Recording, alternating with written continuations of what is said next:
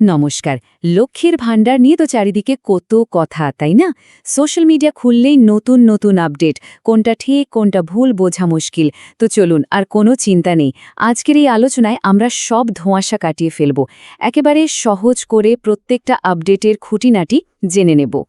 দেখুন, যখনই নতুন কিছু আপডেট আসে মাথায় হাজারটা প্রশ্ন আসাটা খুব স্বাভাবিক। আরে এটা নিয়ে এত ভাবার কি আছে, আমরা তো আছি।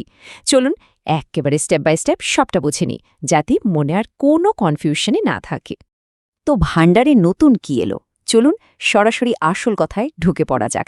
প্রথম আর সবচেয়ে বড় প্রশ্নটা হলো, টাকার অঙ্কে কি কোনো বদল হয়েছে? মানে এটাই তো সবার আগে জানার বিষয়, তাই না? এখন সোশ্যাল মিডিয়াতে তো টাকার অঙ্ক নিয়ে নানা রকম দাবি ঘুরছে। আচ্ছা, চলুন তো দেখি কি কি বলা হচ্ছে, আর তার মধ্যে আসল সত্যিটা ঠিক কোনটা সেটাও খুঁজে বের করি। বেশ, টাকার অঙ্ক তো বোঝা গেল, কিন্তু পরের প্রশ্নটা কি? হ্যাঁ, ঠিক ধরেছেন, টাকাটা অ্যাকাউন্টে ঢুকবে কবে? যারা নতুন আবেদন করেছেন তাদের জন্য তো এটা খুবই জরুরি একটা প্রশ্ন। চলুন উত্তরটা জেনে নিই। যারা নতুন আবেদন করেছেন তাদের জন্য একটা দারুণ খবর আছে। ফেব্রুয়ারি মাস থেকে কিন্তু অ্যাকাউন্টে টাকা আসা শুরু হয়ে গেছে, মানে অপেক্ষা প্রায় শেষ। আচ্ছা, এবার একটু টেকনিক্যাল দিকে যাওয়া যাক, কেমন? ওই যে স্ট্যাটাস চেক করতে গেলে দুর্বোধ্য কিছু ইংরেজি লেখা দেখায় না, ওগুলোর আসল মানেটা কি? চলুন আজ এর রহস্যটা ভেদ করেই ফেলি। ধরুন আপনি স্ট্যাটাস চেক করলেন আর দেখলেন লেখা আছে পেমেন্ট আন্ডার প্রসেস। এটা দেখেই ঘাবড়ে যাবেন না যেন, এর মানেটা খুব সোজা। আপনার আবেদনটা অ্যাপ্রুভ হয়ে গেছে আর টাকা পাঠানোর কাজ চলছে, মানে আর কিছুদিনের মধ্যেই টাকাটা অ্যাকাউন্টে চলে আসবে। So no tension. আর যদি দেখেন বেনিফিশিয়ারি স্ট্যাটাস অ্যাক্টিভ লেখাটা দেখাচ্ছে, ব্যাস, তাহলে তো আর কোনো কথাই নেই, কেল্লা ফতেহ। এর মানে হলো আপনার রেজিস্ট্রেশন সাকসেসফুল, আপনি এখন অফিসিয়ালি এই প্রকল্পের একজন উপভোক্তা। আচ্ছা, স্ট্যাটাস তো বুঝলাম, কিন্তু এর পরেও একটা খুব কমন সমস্যায় অনেকেই পড়েন, সেটা হলো ব্যাংকের সমস্যা। চলুন এবার এই বিষয়টা নিয়ে কথা বলা যাক আর এর সমাধানটাও খুঁজে বের করি। অনেকেই হয়তো এই মেসেজটা দেখেছেন, ব্যাংক ভ্যালিডেশন এরর।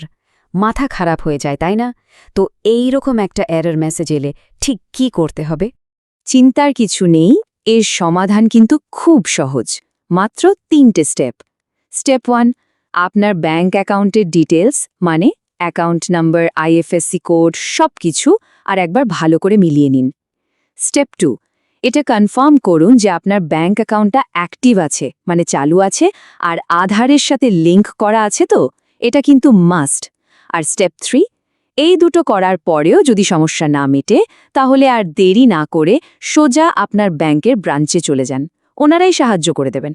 তো আমরা আলোচনার প্রায় শেষ পর্যায়ে চলে এসেছি। এবার সবথেকে জরুরি বিষয়গুলোর একটা, মানে কারা এই টাকাটা পাবেন আর কারা পাবেন না, সেটা পরিষ্কার করে নেওয়া যাক। এই যে স্ক্রিনে টেবিলটা দেখতে পাচ্ছেন, এটা দেখলে ব্যাপারটা জলের মতো পরিষ্কার হয়ে যাবে।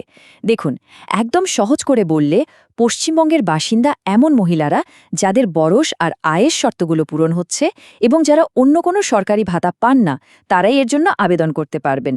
আর কারা পাবেন না? সরকারি চাকরি করেন যারা, যারা পেনশন পান বা নির্দিষ্ট কিছু পেশার সঙ্গে যুক্ত ব্যক্তিরা, তারা কিন্তু এই প্রকল্পের আওতায় পড়ছেন না। আসলে এই পুরো প্রকল্পটার মূল উদ্দেশ্যটাই হল বাড়ির মহিলাদের হাতে সরাসরি কিছু আর্থিক সাহায্য পৌঁছে দেওয়া, যাতে তারা অর্থনৈতিকভাবে আরও একটু শক্তিশালী হতে পারেন, আরও একটু স্বাবলম্বী হতে পারেন। বেশ, আমরা তো সব টেকনিক্যাল ডিটেলস, টাকার অঙ্ক সব কিছু নিয়ে কথা বললাম, কিন্তু সব শেষে একটা প্রশ্ন রেখে যেতেই চাই সবার জন্য।